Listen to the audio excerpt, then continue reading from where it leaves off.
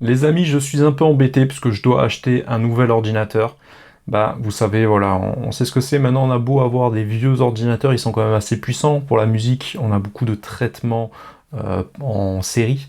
Et bah, parfois, l'ordinateur est assez puissant, mais voilà, il se trouve que je suis sur MacBook Pro, sur un vieux MacBook Pro qui est évolutif, hein, c'est un modèle 2009, je crois. Voilà, c'est un vrai dinosaure, mais j'ai pu mettre un nouveau SSD, de la nouvelle RAM, etc. Donc honnêtement, ça tient quand même la route. Surtout que moi j'ai beaucoup de matos en audio qui fait que voilà, je me sers de moins en moins de plugins. Bon, j'en utilise encore beaucoup, mais ça tenait la route. Mais le problème c'est qu'avec les OS maintenant, les systèmes d'exploitation qui évoluent, maintenant on a besoin d'avoir des processeurs multicœurs, etc. Et les nouveaux OS, on nous restreint les mises à jour, qui fait qu'on se retrouve bloqué avec des logiciels qu'on veut installer, mais qui fonctionnent désormais qu'avec les nouveaux OS. Donc, j'ai pas le choix, je suis obligé de m'équiper. Mais c'est un véritable casse-tête. J'étais parti pour acheter un PC, parce que je me suis aperçu quand même, un PC ça pourrait être lourd. Une config PC, ça m'aurait permis d'avoir un système beaucoup plus performant. Donc ça c'est bien. Moi j'avais connu l'époque des premiers Windows, hein, XP, 7, désormais il y a le 10. J'ai des bons retours dessus, hein. Il paraît que ça s'est beaucoup rapproché des Macintosh, enfin de l'OS du Mac en tout cas, qui s'est beaucoup simplifié, et PC, Windows a décidé de garder le même système d'exploitation et de le maintenir à jour régulièrement. Donc ça c'est une bonne chose, c'est très bien, mais je me rends compte que c'est un véritable casse-tête de choisir ces éléments, et c'est pas pour rien, parce que les constructeurs régulièrement, ils font des nouveaux composants, et bah, vous devez vous assurer que tout soit compatible. Donc ça c'est la première chose. Et par nostalgie, je suis allé voir également du côté des Mac. Et honnêtement, bah, c'est compliqué. C'est compliqué d'avoir des configs qui tiennent la route parce que le prix peut vraiment augmenter très vite. Je comptais m'en sortir avec un PC à un peu moins de 1000 euros, hein, avoir un truc costaud.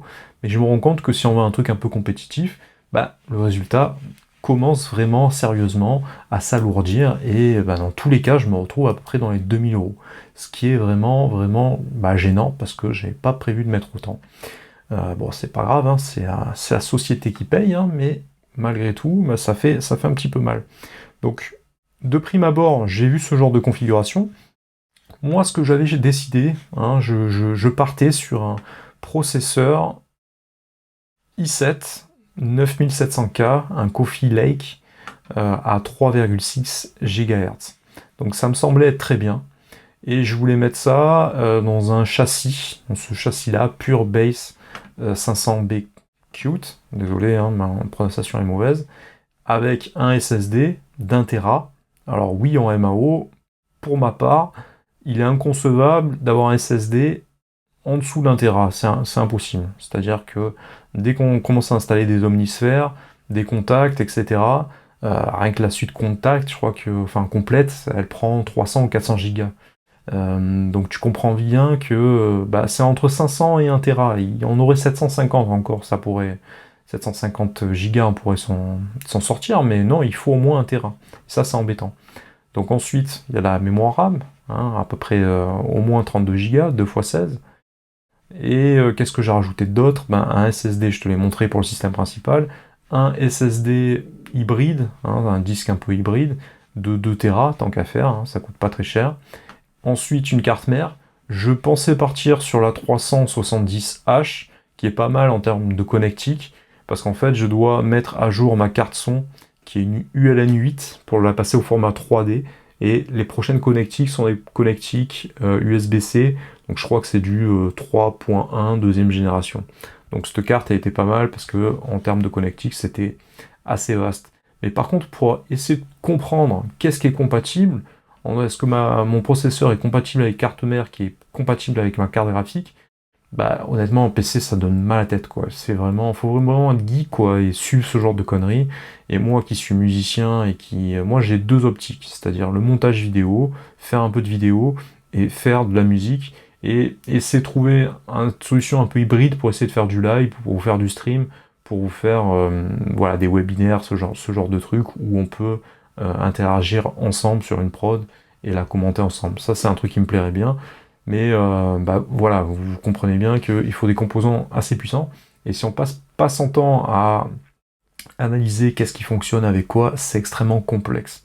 Donc quand j'ai eu ça, voilà, j'ai commencé à creuser, et puis Au bout d'un moment, j'en avais un peu marre, donc je me suis dit, tiens, je vais retourner sur Mac. Alors, sur Mac, quelle solution j'ai trouvé? Alors, Mac Mini, honnêtement, ils les ont bien configurés.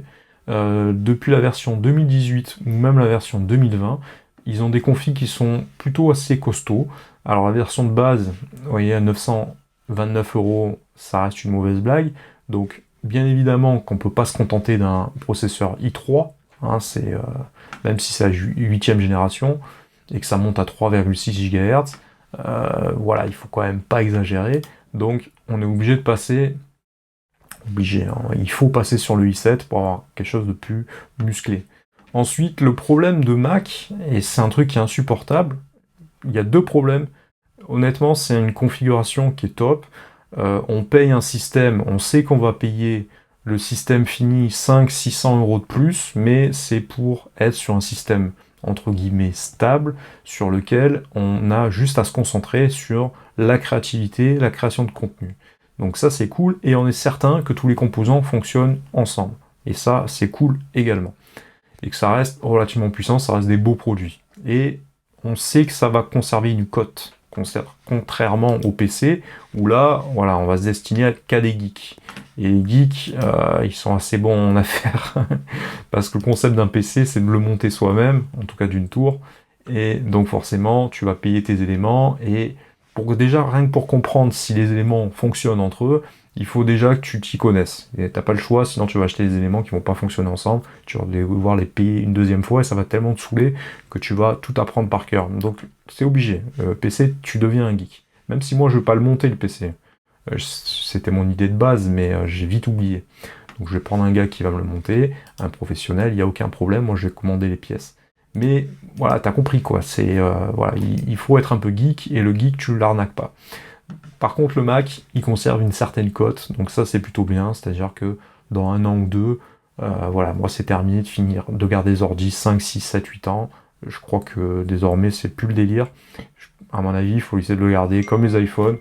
Tu le gardes un an ou deux, et après, hop, tu le vends et tu en achètes un nouveau. En tout cas, si tu as une société comme moi, c'est ce genre d'avantage que ça permet. Donc on ne peut pas fonctionner avec 8 Go de RAM, hein, et j'en reviens à mon fil conducteur, excuse-moi, je pars dans tous les sens. L'aberration de Mac, l'arnaque, c'est ce système entre guillemets par option, bien que le premier produit de base soit très cher, c'est de nous arnaquer, parce que c'est de l'arnaque, honnêtement, sur la RAM et sur les disques durs. Et ça, c'est insupportable. Parce que s'il n'y avait pas ça, moi, quand j'ai pris mal à la tête en essayant de décortiquer le PC, le monde du PC, je me suis dit, tiens, je vais aller sur Mac et je vais me prendre un Mac mini, ils sont assez costauds. Les configs sont très bien, il y a beaucoup de connectiques maintenant, je crois que tu as 4 Thunderbolt, bon, on appelle ça des USB-C maintenant, donc les dernières générations, donc tu as un bon débit, c'est quand même des bonnes connectiques avec de l'HDMI, voilà, c'est bien, honnêtement c'est bien. Mais rajouter, enfin surpayer de la mémoire RAM et un disque dur, c'est aberrant. Surtout que tu peux pas rester en 8 Go, c'est pas possible. Donc tu es obligé de passer en 16 Go. Donc ce que je comprends, c'est que bah là sur PC, le giga, la RAM, tu vas la payer, je crois que c'est 180 euros, voilà à peu près, pour 32 Go, donc 2 x 16, ou 4 x 8, mais en l'occurrence c'est 2 x 16, à 2666 MHz, tandis que là, voilà, c'est le même 2666 MHz, et donc ça veut dire que tu rajoutes 250 euros pour rajouter 8 Go. Donc tu payes, excuse-moi je suis fatigué, je suis nul en maths, donc je vais pas te faire le calcul, mais tu payes 3 à 4 fois le prix. Et c'est insupportable. Et si tu veux être confort, tu vas rajouter 32 Go, mais tu te retrouves vite à 2000 euros, 2040 euros. Surtout que t'as pas fini ta config. Et encore une fois, tu peux pas fonctionner avec un SSD de 256 Go. C'est inconcevable. Alors il faut que vous me disiez en commentaire si on peut acheter un disque dur externe SSD avec un boîtier relié en Thunderbolt et charger le système dessus. Je pense que c'est possible. J'en suis presque sûr, même il suffit de formater et de charger sur l'autre. Bon, est-ce que c'est une solution viable sur l'avenir? Ça reste une question, à mon avis, à étudier, puisque bah voilà, en cas de débranchement, bah ton Mac peut plus charger. Bref, je suis contraint de rajouter un SSD de 1 Tera. C'est obligatoire parce que ben, en MAO, en musique, nous, les plugins, les logiciels, on les charge tous sur les disques durs du système. On peut pas ou rarement les mettre sur un disque dur externe. Donc tu es obligé de partir sur 1 Tera, si tu veux être un minimum large. En vérité, il faudrait presque mettre 2 Tera pour être tranquille, si vraiment je veux être large. Mais on va rester raisonnable. Mais là, tu vois que, et là je vais rajouter également l'Ethernet plus 10 Go, parce que bon, je suis relié à la fibre, je vais pas tout expliquer, c'est un peu compliqué, mais voilà, je me retrouve avec un Mac mini à 2164 €. Ce qui est chiant, voilà, ce qui est un peu chiant pour un Mac mini, quoi. Ça reste un Mac mini. Et en tout cas, c'est une config assez costaud. C'est vrai que c'est des processeurs 8 cœurs, donc c'est bien, mais je trouve que Apple a toujours un peu de retard sur ses composants par rapport à PC. Donc c'est vrai que PC c'est un délire, et c'est un peu plus évolutif. C'est-à-dire le jour où tu veux changer un élément, voilà, tu retournes voir un fabricant et tu dis je change carte mère machin truc, tu rajoutes 700 € et t'es le roi du pétrole. Tandis que sur Mac, ouais, t'es obligé de revendre pour acheter le dernier truc sur lequel tu vas encore te faire enfler sur la mémoire RAM et sur le disque dur. Je suis un peu dur, mais honnêtement, c'est vraiment la philosophie sur laquelle je suis actuellement. Tu vois, c'est un peu compliqué. Et je t'ai pas dit le plus gros, c'est qu'avec ces systèmes-là, ta carte graphique, c'est une blague. Dans le sens où, alors on n'est pas des gamers, ok, on fait pas de la 3D, ok. Mais pour le montage vidéo, moi je fais pas mal de montage vidéo, c'est un peu gênant, c'est un peu gênant. Tandis que sur PC, là par contre, t'as une bonne carte graphique, t'as un bon processeur, et t'as une bonne carte graphique. Je sais même pas où elle est là, mais en tout cas moi j'avais prévu de prendre une carte graphique dédiée qui était la GTX 1660 Ti, ce qui me semble être une bonne carte graphique dédiée. Donc voilà, c'est gênant, c'est gênant. Et sur PC, tu as une bonne alimentation et tu as surtout, je pense, un bon système de refroidissement. Sur Mac mini, à mon avis, le truc c'est plus un micro-ondes, hein. Ça a tendance à chauffer un peu. Ça chauffera toujours moins que les MacBook Pro ou les MacBook Air. Donc je vais te parler maintenant de l'autre solution sur Mac, parce que voilà, des fois tu te dis le portable ça peut être pas mal. Jusqu'à maintenant j'étais sur un portable. Ok, cool. En fait, c'était par dépit le Mac mini à la base. Moi, je voulais prendre un MacBook Pro. Donc, je vais partir sur le MacBook Pro. Mais MacBook Pro, tu vois que sur ma config, je me retrouve avec un système à presque 3000 €. Et là, c'est gênant. Pour un i7, en plus, c'est un 4 cœurs. Ils se foutent de notre gueule. Ils se foutent de notre gueule. Bon, je crois que tu as des options pour passer en 8 cœurs, mais en tout cas, ce modèle de base, il est en 4 cœurs. Il faut que tu rajoutes ta RAM. Apparemment, dans cette config, tu peux pas dépasser 16 Go. Bon, ça suffit. Et le stockage, je suis obligé de rajouter un SSD. Le SSD, combien est-ce qu'il coûte? Il coûte 750 €, bordel. C'est un truc de fou. C'est quand même très cher. C'est quand même très cher. Et voilà, 3000 € un ordi portable, c'est fatigant, quoi. C'est fatigant, mais bon, c'est comme. Je pense que la nouvelle génération maintenant est désormais, elle est prête à mettre ce genre de somme. L'ancienne génération, nous, à l'époque, voilà, 1000 € c'était déjà 1005, t'avais déjà un truc. Ouais, à 1005, t'avais un truc énervé, quoi. Tandis que là, voilà, c'est pas un truc de ouf. Et encore une fois, dans cette version-là, t'as pas une carte graphique de fou non plus. Si jamais tu veux une carte graphique de fou, il faut que tu rajoutes des boîtiers qui sont compatibles et qui te permettent de prendre vraiment les calculs de la 3D. Alors je sais plus comment ça s'appelle, je crois que c'est les CHU là, ou des trucs comme ça. Hop. Je suis désolé, hein, les gars qui s'y connaissent vachement. Je vais passer pour un idiot. Je crois que c'est Blackmagic qui fait ça. Boîtier Blackmagic, il va comprendre de quoi je parle. Yes, eGPU. Voilà, il faut que tu rajoutes 700, ou je crois que le modèle Pro, il a 1000 €. Donc si tu veux un truc costaud, vraiment, il faut que tu rajoutes ça en plus. Donc, merde, hein, ça commence à faire cher, là. Hein. Ça fait 2800 plus 1000 €, ça fait 3800, presque 4000 €. Voilà, quoi. T'as pas... Alors oui, c'est une config, c'est puissant, c'est surpuissant même. Mais c'est pas un truc de dingue, hein. Et honnêtement, si tu veux un truc vraiment énervé, t'en arrives à 4-5 000 €. Bon, pour faire de la musique et un peu de montage vidéo, c'est un peu extrême. Alors je me suis dit, pourquoi pas le MacBook Air, mais en termes de connectique, t'as que deux ports Thunderbolt. Donc c'est chiant aussi, t'es obligé de prendre un périphérique externe sur lequel tu vas te brancher. Donc, euh, donc voilà. Et avec MacBook Air, un truc qui chauffe pas mal en plus, c'est ce qui est un peu énervant avec les systèmes portables. Donc là, je me retrouve avec un i7, 4 cœurs seulement, qui, ouais, qui va tourner à 1,2 GHz, c'est pas énorme, hein, c'est pas beaucoup, hein. Tu rajoutes 16 Go de RAM, tu es obligé de rajouter le SSD.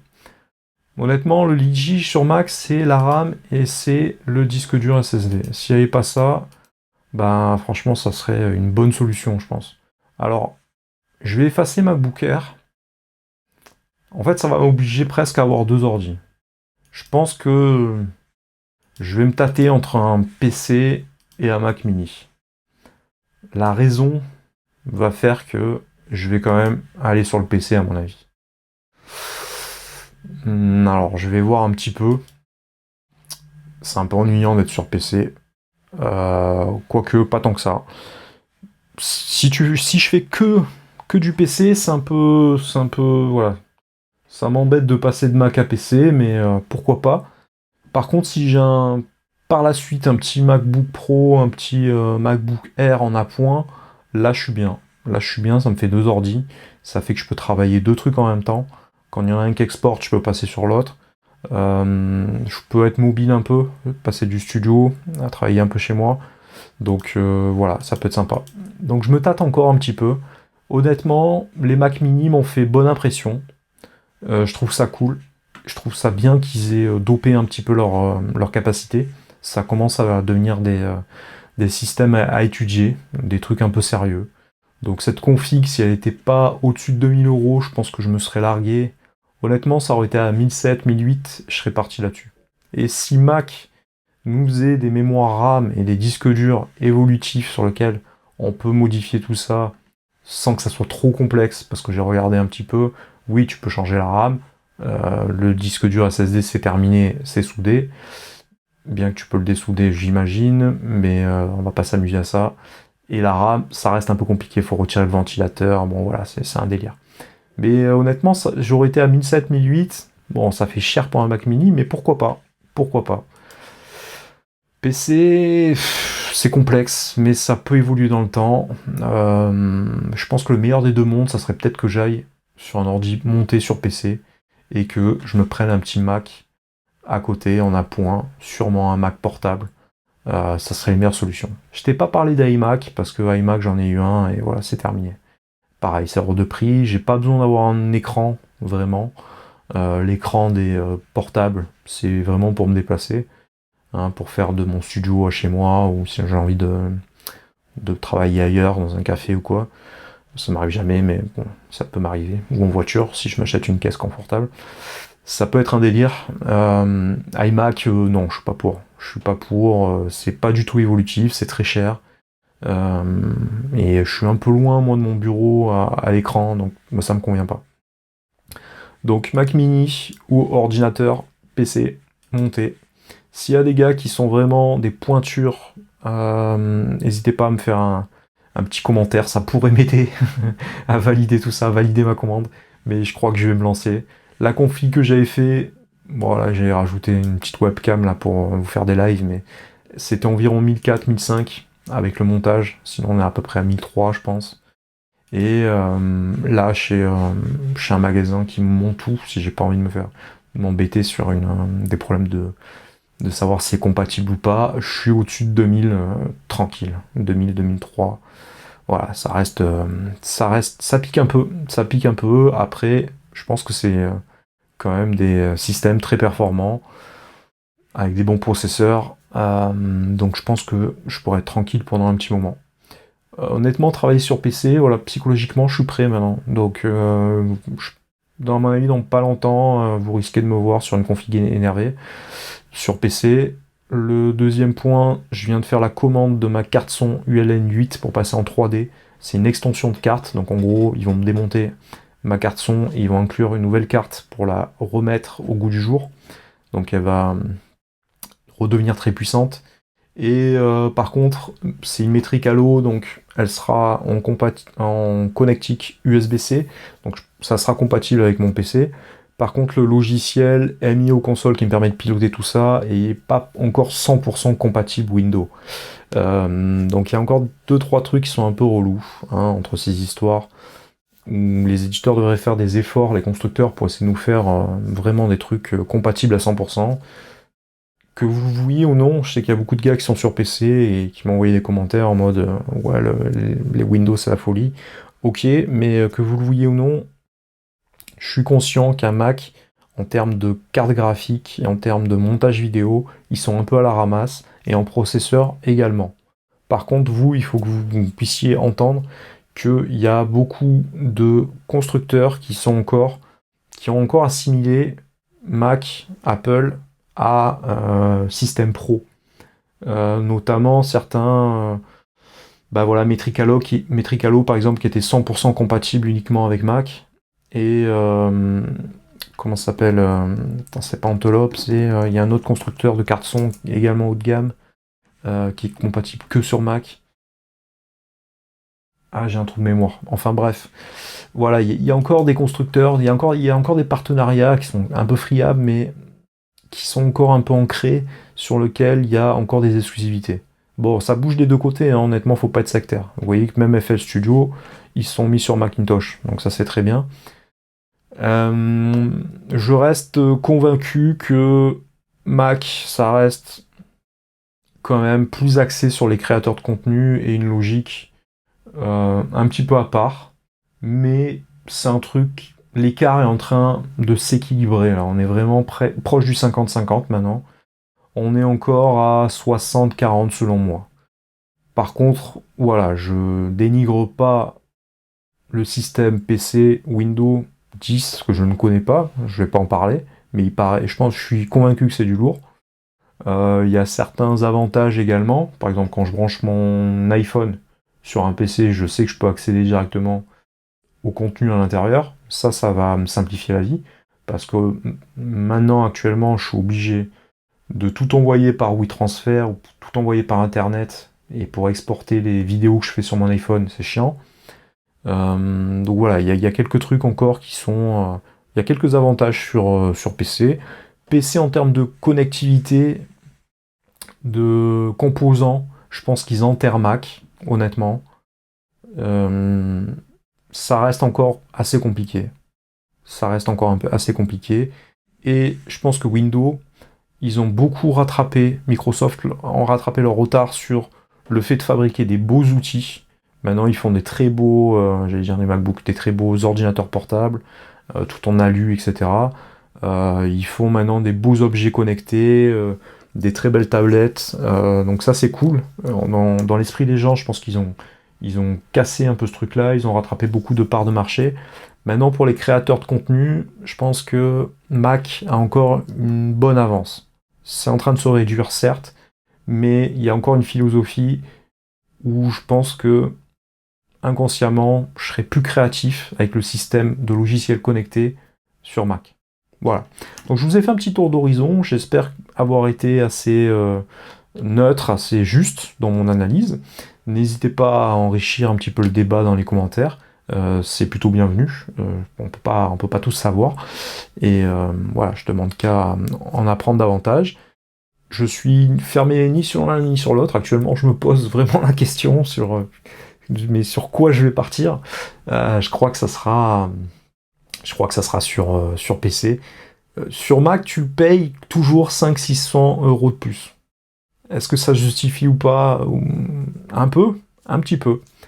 Mais quand on arrive à des prix comme ça, c'est-à-dire que tu vois un PC bien configuré, t'es proche des 2000, bah rajouter 500-600 € de plus pour arriver dans des 2006, 2007, 2008, voilà, calmez-vous un peu les enfants, là. Calmez-vous un petit peu. Voilà, nous en termes de musiciens, ça change pas grand-chose pour nous. On n'est pas obligé de mettre ces prix-là. Donc c'est embêtant, c'est des dilemmes, et je sais que vous êtes confrontés également à ces dilemmes-là, parce que nous on n'a pas besoin d'énormément de puissance, parce que les puissances ne sont pas stockées, ils sont pas gérés de manière frontale, c'est des calculs qui peuvent être un petit peu voilà, en série, hein, compresseur qui passe dans l'équaliseur, qui passe dans tel truc, etc. Donc la RAM permet d'après ce que j'ai compris, de réguler un peu l'ensemble des calculs, en tout cas de la stocker quelque part, et tout en ce que le logiciel continue à tourner. Je suis pas très clair dans mes explications, je suis désolé. Mais bref, nous on n'a pas besoin d'autant, mais c'est vrai que dès que tu veux faire un peu de vidéo, un peu de montage, un peu de trucs, aïe aïe aïe, là c'est. Ou du live, ou même du live, du stream, ce genre de truc, là il faut des confibs assez costauds. Donc voilà, c'est un vrai dilemme. C'est un vrai dilemme, et je sais que maintenant on essaie de s'essayer un petit peu à tout. Et pareil, le fait d'avoir un truc costaud dans les exportations de vidéos, actuellement, moi, mon ordinateur, comme je te le dis, hein, j'ai mon MacBook Pro 2013, non, de 2009, pardon, 15 pouces, j'ai mis un SSD d'1 Tera, j'ai mis 16 Go de RAM, bon, il les exploite pas, je crois qu'il exploite que 8 au maxi, c'est un système 32 bits, mais ça tourne déjà bien, honnêtement, je m'en sors bien avec ça. Par contre, j'ai un problème au niveau des OS. Dès que j'achète un nouvel logiciel, il va me dire que j'ai pas le dernier OS et je peux pas mettre à jour sur le dernier OS. Et au niveau de l'exportation de mes vidéos, oh là là, c'est hyper long. C'est hyper long, et la carte graphique, elle est tellement à la ramasse que l'image, elle saccade lorsque je veux faire un montage. Donc bah, c'est pas très confortable, d'où ma volonté d'acheter un nouvel ordinateur. Donc venez m'aider dans les commentaires, et je vous donne rendez-vous à bientôt pour les prochaines vidéos.